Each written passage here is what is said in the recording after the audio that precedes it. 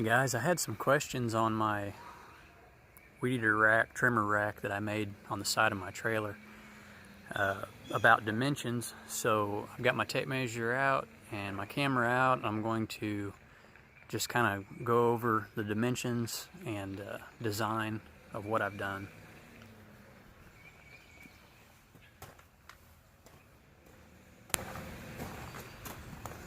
Okay, so as far as the distance between the trimmers, that was one of the things that I had to figure out. And I have 10 inches between the trimmers. If I was going to change anything, I might give myself a couple more inches, make it 12 inches between the trimmers, just to have a little bit more room. The bottom trimmer is about 8.5 inches up. The overall frame of the rack is 2 feet, and it comes out from the side of the trailer 5 inches. 5 inches works really good. Another inch, might be fine. 6 inches would be fine. But now between the two racks, well, I'll tell you what. So from outside to outside, that's 37 inches. So it's right around 3 feet.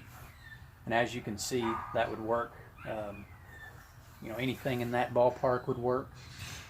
35, 34, probably all the way up to 38 before it would make any difference. So that's the overall size. Now I'm going to take the camera and I'll show you the way I designed the front and the way I designed the back, so you can see how that works.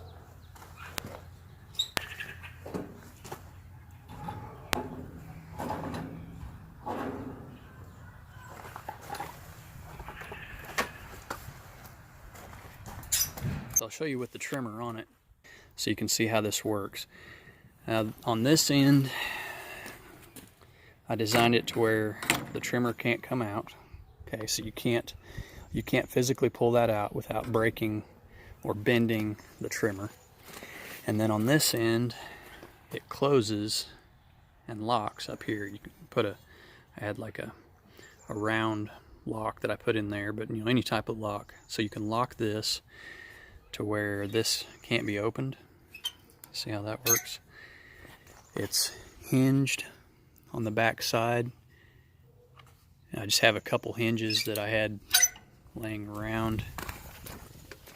See it a little bit better right there. That's just a door hinge. And then the top one was part of a longer hinge that I just cut down. Made it work for this. Okay, so that's how that works. And I'll get you some dimensions here in a second. But what you do is you open this up, and this just barely passes over the top of that handle. Okay, because when it gets here, I want it to be as close together as it can be so that can't be pulled out. So you open this up, you pick up this end of the trimmer, and then to get it out, you just go down with the trimmer and you slide it right out the side. Okay, slide it back in, and then when you pick it up and set it in the carriage on this side, then it's lined up to where you can't pull it out. So you have to be able to take this side out in order to be able to remove that side. Okay, so now let me get you some dimensions on this part. Now, as you can see, this is all angle iron is what I made it out of, or steel angle. It's just a 1 inch by 1 inch angle. So it comes out about 5 inches, and then I believe this piece is probably about the same length. Well, it is on the long side. What I did is I took a 5-inch piece and then cut my angles off of it, and it ended up about 4.5 inches. You could make that longer, and then when this is closed, it would come up a little bit closer if that was longer. So that's something that you could change or modify. I'll let you see the angle. I don't remember what angle that is. I want to say it's around 30-degree angle, and I just put a little bit of the soft-sided, the loop side of the Velcro there to kind of cushion the trimmer so I don't have wear on my trimmer. Okay, that's about it on that end. Then on this side, you can see how that's angled. This is the same angle as the other side. And then this is just angled out, probably close to a 45. Maybe a little less than that. But again, 5 inches roughly, and the same here as the other side. So that gives you a pretty basic idea of how I built that, put it together, and the basic measurements. What I would suggest, and what I did, I got the idea.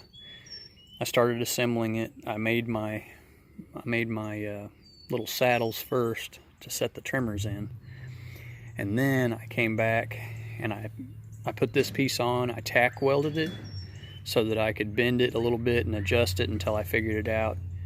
I figured out exactly where I wanted it, and then I welded it down solid. So that's what I would suggest. If you're running steel trimmers, they might be a little bit different. I do know that I've used Echo and Husqvarna on this rack without any issues, and Ryobi, but I have not put a steel trimmer on it to see if it would fit the same. It might be just fine, but anyway, those are the basic measurements. One other thing, real quick, show you this. It's 2 inches between the bottom of that angle and the saddle. So basically 2 inches of clearance. And then this is the same way on this end, where this locks. I think it's the same. Let me look real quick. Yeah, that's pretty close. It's maybe 2 1/4, but it's right at the same distance. So anyway, for those that asked, that wanted some dimensions and an idea on how to make that, there you go. Hopefully that'll give you everything you need, and I'll go ahead and put this trimmer back on so you can see how this works.